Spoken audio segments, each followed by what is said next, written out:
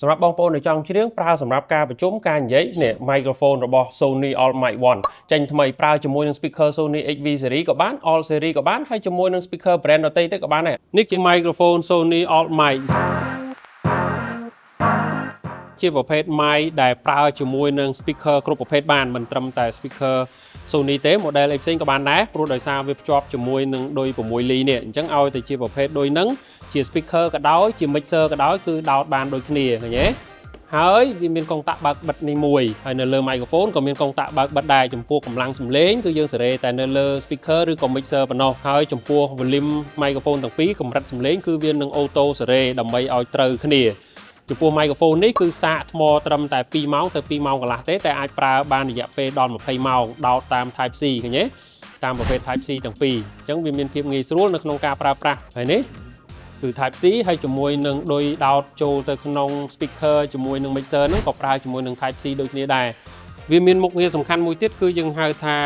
duet ហ្នឹងគឺវានឹងព្យាយាមសេរីកម្លាំងសំឡេងកម្រិត mic ទាំងពីរហ្នឹងឲ្យស្មើគ្នាមានន័យថាសំឡេងមួយអ្នកច្រៀងខ្សោយសំឡេងមួយអ្នកច្រៀងខ្លាំងអញ្ចឹងវានឹងព្យាយាមសេរីសំឡេងហ្នឹងឲ្យលឺស្មើគ្នាឡើងមកវិញហ្នឹងគឺជាលក្ខណៈពិសេសមួយវាមានមុខងារកាត់សំឡេងខ្យល់សំឡេងស្អកហើយដំឡើងសំឡេង bass មកវិញអញ្ចឹងធ្វើឲ្យសំឡេងយើងរសជាងធម្មតា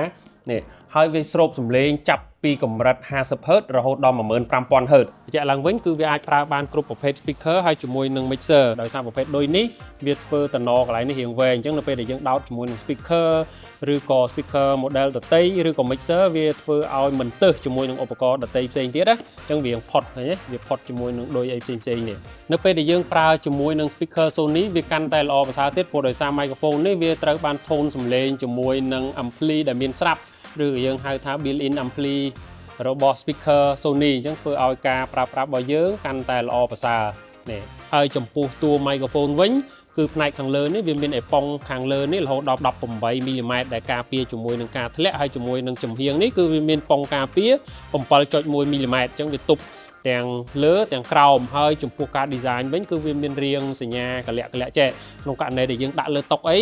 គឺវាមិនរមៀលទេអញ្ចឹងវាមានភាពងាយស្រួលក្នុងការប្រើប្រាស់ហើយការពារក្នុងការធ្លាក់ផងដែរនេះតុវាផ្អៀងណាតែបើសិនជាយើងដាក់ស្រួលបួលក៏វាអត់រមៀលអីដែរព្រោះដោយសារការ design បែបនេះវាមិនធ្វើឲ្យ microphone នោះរមៀលធ្លាក់ទេនេះជា Sony All-Mic One